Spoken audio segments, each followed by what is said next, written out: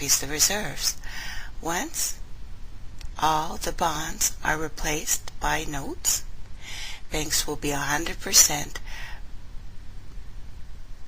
reserve banking instead of fractional reserve currently in use.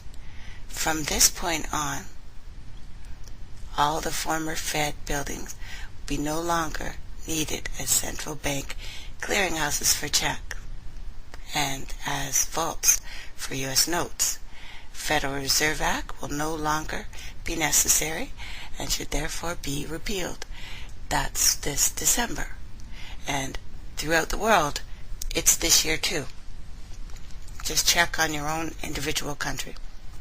So, monetary power can be transferred back to your own Treasury Department. There'd be no further creation, no further contraction of money by these banks by doing it this way. National debt would be paid off in a single year or two, couple. Fed, fractional reserve banking, abolished. Without national bankruptcy, financial collapse, inflation, deflation, or any significant change in the way any country goes about its business. To the average person, primary difference would be that for the first time since the Fed Act was passed, 1913, taxes would begin to go down and finally disappear, because usury has never been legal anywhere. There are main provisions of Monetary Reform Act that need to be passed, of course, in each place. But a Monetary Reform Act would guarantee the amount of money in circulation would be stable, causing neither inflation nor deflation. Remember, for the last 3 decades, at least here anyway, the Fed has doubled the money supply every 10 years. That fact and the fractional reserve banking are the real causes of inflation. True. How do we know this could even work, really? Because, well, 2 major causes of economic instability: the Fed and fractional reserve banking, as well as the newest one, the BIS, Bank of International Settlements. That's a big one. But most importantly, a danger here of severe depression could be eliminated. Milton Friedman discusses a single cause of severe economic depressions. I know of no severe depression in any country at any time that was not accompanied by a sharp decline in the stock of money, as we have seen through this history lesson of the last 3 days, and equally no sharp decline in the stock market or the stock of money that was not accompanied by a severe depression. Issuing your own currency is not a radical solution. It has been done. It has been advocated by Jefferson and Madison and Jackson and Van Buren and Lincoln many, many times. It's been used different times throughout Europe as well, as I said, And perhaps one of the best examples is one of a small island off the coast of France and the English Channel called Guernsey. I think that's how you say it. It's been using debt-free money issues to pay for large building projects for 200 years. Guernsey is one of the, most successful examples of just how well a debt-free money system works. In 1815, a committee was appointed to investigate how best to finance a new market. The impoverished island could not afford more taxes, so state fathers decided to try this revolutionary idea: issue their own paper money. They were just colorful paper notes, backed by nothing.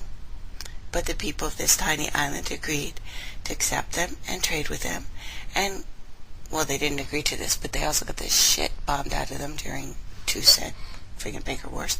But anyway, to be sure, they were widely circulated. They were declared to be good for the payment of taxes. Of course, this idea too isn't new. It's exactly what America had done before the American Revolution. And there were many other examples throughout the world. But it was new to Guernsey, and it worked miracles. The market is still in use today, and was built for no debt to the people of the island state. But what if we follow that example? How would the bankers react to these reforms? Certainly, international banker Cartel would oppose those reforms, do away with the controls of the world economies, as they have in the past. But it is equally certain that peoples of this planet have constitutional authority and responsibility to authorize the insurance of debt-free money, notes, and reform the very banking laws that, well, it ill-advisedly enacted all over the world. Undoubtedly, bankers claim that issuing debt-free money will cause inflation. We will all die horribly for not listening to them. We will probably go to hell and suffer the wrath of Khan or something. But what do the money changers have in store for the world? Remember the infamous words of David Rockefeller, the chairman of one of the largest Wall Street banks, Chase Manhattan. We are on the verge of a global transformation. All we need is the right major crisis, and the nation will accept the New World Order. So, crisis is needed to fulfill their last blood-sucking plan. Question is whether, well, it's not if, it's when this crisis will occur. Whether or not they decide to cause a crash, a depression through increasing taxes, pulling the money rug out from under us, resulting in again the loss of hundreds of millions of jobs sent overseas to trade agreements like GATT and NAFTA. Middle class is already an endangered species all over the world. Cheap labor, including slave labor in China, where people are worked to death. And, all over the world. India as well, who is making all the phone calls. The slave labor of the great America, that the only thing they produce is, the prisoners who are working for the planet. Harry Wu has heroically documented many of these things, and all of it being used to compete with labor all over the world. He talked about America, but, as I've said before, it's happening in Canada where, Canadian people are being hired. They're importing people to work at a quarter of the rate of guys who have had 40, 50 years in a business, In other words, money is being consolidated once again to fewer and fewer hands in a way that we have not seen in the world. Without reform, middle class will be gone. There will be a very few rich, and with very many impoverished poor, which has already occurred all over this planet. And we've been warned about this. We've been warned by congressmen, presidents, industrialists, economists, religious leaders all over the world.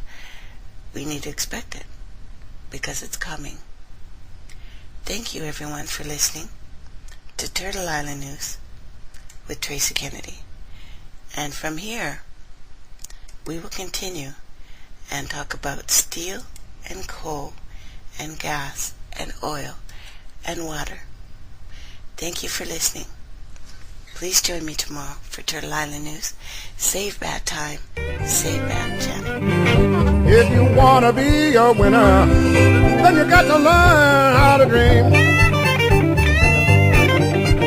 So don't stand around wondering July might have been. Well, now I've got your number, baby. I got my eye on you.